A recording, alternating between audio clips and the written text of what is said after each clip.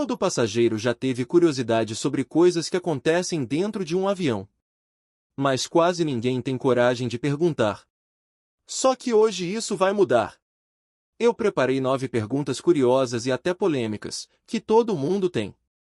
E mandei direto para uma amiga minha que é comissária de bordo. Ela respondeu tudo, sem esconder nada, e eu trouxe essas revelações agora para vocês. Tenho certeza que muita gente vai se surpreender com o que vai ouvir. Antes de começar, comenta aqui embaixo de onde você está assistindo esse vídeo. Eu quero ver até onde essas histórias da aviação estão chegando. E já aproveita para deixar o seu like e se inscrever no canal, porque aqui sempre tem segredos e curiosidades que todo passageiro precisa saber. Vamos começar com uma informação que eu já trouxe em outro vídeo e muita gente ficou chocada. É verdade que os pilotos dormem durante o voo? É verdade, sim. Mas calma, não é como muita gente imagina. Em voos curtos, normalmente só vão o comandante e o copiloto, que ficam acordados o tempo inteiro. Mas em voos longos, como de São Paulo para Doha ou do Rio de Janeiro para Dubai, que passam facilmente de 12, 13 ou até 15 horas de duração, sempre embarcam pilotos extras. Geralmente são 3 ou até 4. Assim, enquanto 2 estão na cabine controlando a aeronave, os outros descansam em um espaço reservado. Depois eles se revezam. Ou seja, enquanto um comandante está dormindo, tem outro comandante substituindo ele. O copiloto também continua lá, atento, então a segurança é garantida. Quanto mais longa a viagem, maior a equipe. É impossível um piloto ficar acordado tantas horas seguidas sem descanso. Agora, já aconteceram casos em que os pilotos foram flagrados dormindo ao mesmo tempo, mas isso é raro. Em 2022, por exemplo, um voo da Ethiopian Airlines virou notícia no mundo inteiro porque os pilotos adormeceram e o avião passou direto do ponto de descida. Situações assim são extremamente excepcionais e preocupam muito a aviação, mas não representam a regra. Hoje os sistemas da cabine têm alarmes sonoros, protocolos de comunicação com a torre e monitoramento constante para evitar que algo parecido aconteça de novo. Muita gente também se questiona sobre a tripulação. As comissárias dormem sentadas como os passageiros? As pessoas acham isso mesmo, mas não é bem assim. Em voos curtos, sim, ficamos só nas poltronas, sempre de olho em tudo. Mas em viagens longas, acima de 10 ou 12 horas, existe um espaço exclusivo para a tripulação descansar. Esse local fica dentro do próprio avião e é conhecido como crew rest. Ele é escondido, não tem placa indicando, e a porta geralmente é bem discreta, muitas vezes atrás de um painel. Lá dentro existem beliches ou pequenas cabines, onde comissárias e comissários conseguem deitar e descansar de verdade, não apenas cochilar sentados. Não é nada luxuoso, o espaço é apertado, sem janelas, quase como cápsulas de descanso, mas é fundamental para garantir que a equipe esteja recuperada e pronta para seguir o voo com segurança. E detalhe, essa área é exclusiva da tripulação, passageiros não podem entrar de jeito nenhum. Tenho certeza que muita gente não fazia ideia que existia esse espaço secreto da tripulação. Agora, uma coisa que a maioria dos passageiros sempre acha estranha é o seguinte. Se é proibido fumar no avião, por que ainda existem cinzeiros no banheiro? Essa é uma das perguntas que mais ouvimos, e realmente faz muita gente se confundir. O fato de existir cinzeiro no banheiro não significa que fumar é permitido, pelo contrário, é terminantemente proibido fumar em qualquer voo comercial no mundo inteiro, desde os anos 90. Só que, por segurança, os cinzeiros continuam obrigatórios em várias partes do avião. E o motivo é simples: se um passageiro desobedecer e acender um cigarro escondido, precisa haver um local seguro para apagar. O cinzeiro é feito de metal resistente ao fogo e evita que a ponta do cigarro seja jogada no lixo comum, que pode ter papel ou material inflamável. Inclusive, ainda hoje acontecem casos de passageiros flagrados fumando em pleno voo e multados pesadamente por isso. No Brasil, por exemplo, a multa pode ultrapassar os R$ 4.000, sem falar no processo criminal. Por isso, os cinzeiros não são um convite para fumar, e sim uma medida de segurança para evitar acidentes. Impressionante! Muitos passageiros pensavam que o cinzeiro no banheiro era só um enfeite antigo, de quando ainda se podia fumar nos voos. Mas não é bem assim, e agora ficou claro o motivo. Outra dúvida muito comum é a seguinte: por que as luzes do avião se apagam e as janelas têm que ficar abertas durante a decolagem e o pouso? Muita gente acha que isso é frescura ou que os comissários são chatos, mas na verdade é uma questão de segurança. Quando o voo acontece à noite, as luzes são apagadas para que os olhos dos passageiros se acostumem com a escuridão. Assim, se houver uma emergência, todos já estarão adaptados a pouca luz e conseguirão enxergar melhor para sair do avião rapidamente. É como quando você sai de um lugar muito iluminado para um ambiente escuro, no começo você não vê nada, não é? A ideia é evitar esse tempo de adaptação caso seja necessário evacuar a aeronave. Já as janelas abertas têm outra função, elas permitem que os passageiros também atuem como olhos extras para a tripulação. Nós, comissários, não conseguimos ver o que acontece do lado de fora. Se um motor pega fogo, se há fumaça ou qualquer situação anormal, quem vai perceber primeiro é quem está na janela. Por isso, manter a persiana levantada é obrigatório. E tem mais, essa regra também ajuda os bombeiros ou equipes de resgate em caso de acidente, porque eles conseguem ver dentro do avião de fora para dentro. Então, pode parecer um detalhe bobo, mas faz toda a diferença em uma emergência. Interessante, eu também nunca tinha parado para pensar que até os passageiros ajudam a tripulação quando as janelas ficam abertas. Agora deixa eu te fazer outra pergunta super comum. Se alguém passa mal dentro do avião, os comissários realmente sabem fazer reanimação? Sim, todos nós somos obrigados a ter treinamento em primeiros socorros. Isso inclui técnicas de RCP, que é a reanimação cardiopulmonar, além de manobras para engasgos e cuidados básicos em casos de convulsão ou desmaio. A cada ano, precisamos renovar esse treinamento com aulas práticas e simuladores.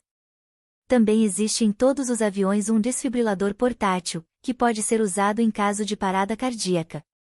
Muitas vezes o passageiro nem imagina, mas a tripulação é treinada para atender desde bebês até idosos, e até mesmo gestantes. É claro que, se houver um médico a bordo, ele assume a liderança do atendimento, mas a responsabilidade inicial sempre é da tripulação. E, acredite, não são raros os casos de emergências médicas em pleno voo, desde crises de ansiedade até situações graves como infarto. Por isso esse preparo é indispensável. É bom saber que a tripulação está preparada até para situações graves de saúde. Agora, outro termo que todo mundo escuta mas nunca entende direito. O que significa quando o piloto anuncia: tripulação, 10.000 pés. Esse é um aviso interno, feito principalmente para a tripulação, mas que muitos passageiros também acabam ouvindo. Quando o avião atinge 10.000 pés de altitude, é como se o comandante estivesse dizendo: pronto. A fase mais crítica da decolagem passou. Até chegar a esse ponto, tanto pilotos quanto comissários precisam estar 100% focados, sem distrações. Depois do anúncio, a tripulação pode retomar as tarefas normais, como começar o serviço de bordo e voltar a se comunicar com a cabine de comando. E para os passageiros também muda, antes dos 10.000 pés, ninguém pode se levantar, é obrigatório ficar sentado com o cinto afivelado. Só depois desse marco é que, aos poucos, o sinal de atar cintos pode ser desligado e as pessoas podem se movimentar pela cabine.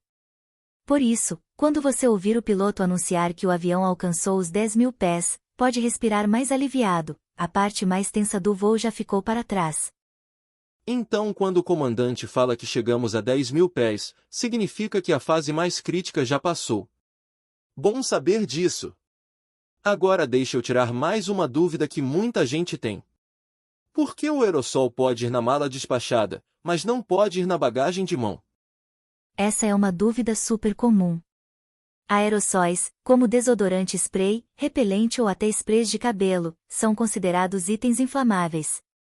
Isso significa que, se houver algum vazamento ou acionamento acidental, podem liberar gases que aumentam o risco de incêndio. Na mala de mão, dentro da cabine, esse risco é maior porque o ambiente é pressurizado e fechado. Já na bagagem despachada, os aerossóis ficam isolados no porão do avião, onde existem sistemas de detecção e combate a fogo que reduzem os riscos. Mesmo assim, não é liberado de qualquer jeito, existe um limite de quantidade e de volume que cada passageiro pode levar. Normalmente, cada frasco não pode ultrapassar 500 ml, e o total somado de aerossóis não pode passar de 2 litros por passageiro. É por isso que, antes de viajar, sempre vale a pena conferir no site da companhia aérea quais são os limites aceitos. Nossa! Então até o tipo de spray faz diferença na segurança do voo. Agora me fala uma coisa que sempre gera polêmica entre os passageiros. Qual é o avião mais seguro do mundo? Essa é uma pergunta polêmica mesmo. De um lado temos a Boeing, que é a fabricante americana, e do outro a Airbus, que é a europeia. Durante muito tempo a Boeing foi vista como referência em modernidade e segurança. Mas, nos últimos anos, alguns acidentes envolvendo aviões da fabricante levantaram muitas dúvidas entre os passageiros. É importante lembrar que tanto Airbus quanto Boeing seguem padrões rigorosíssimos de segurança internacional. Antes de entrar em operação, cada aeronave passa por anos de testes, inspeções e certificações muito rígidas.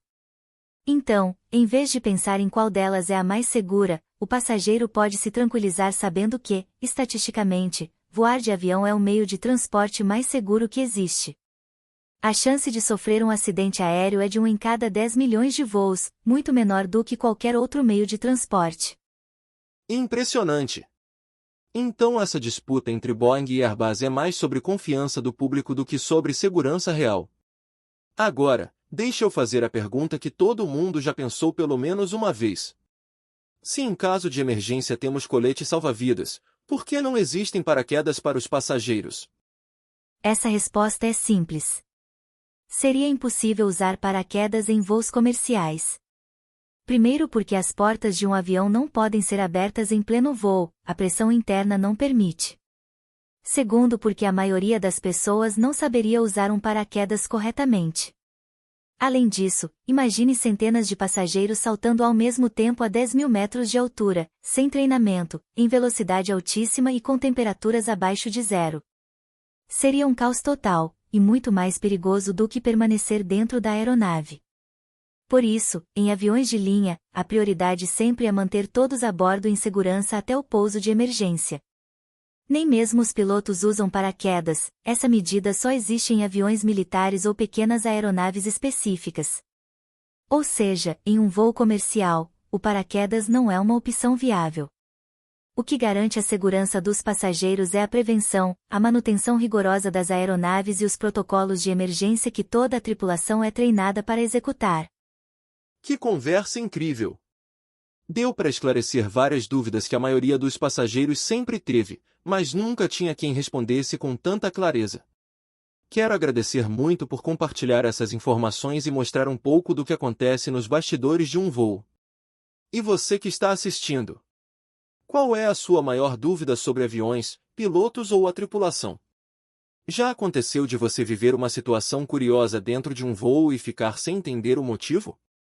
Conta aqui nos comentários, porque a sua pergunta pode aparecer em um próximo vídeo. E não esquece, se esse conteúdo te ajudou, deixa o like, compartilha com alguém que vai viajar em breve e se inscreve no canal.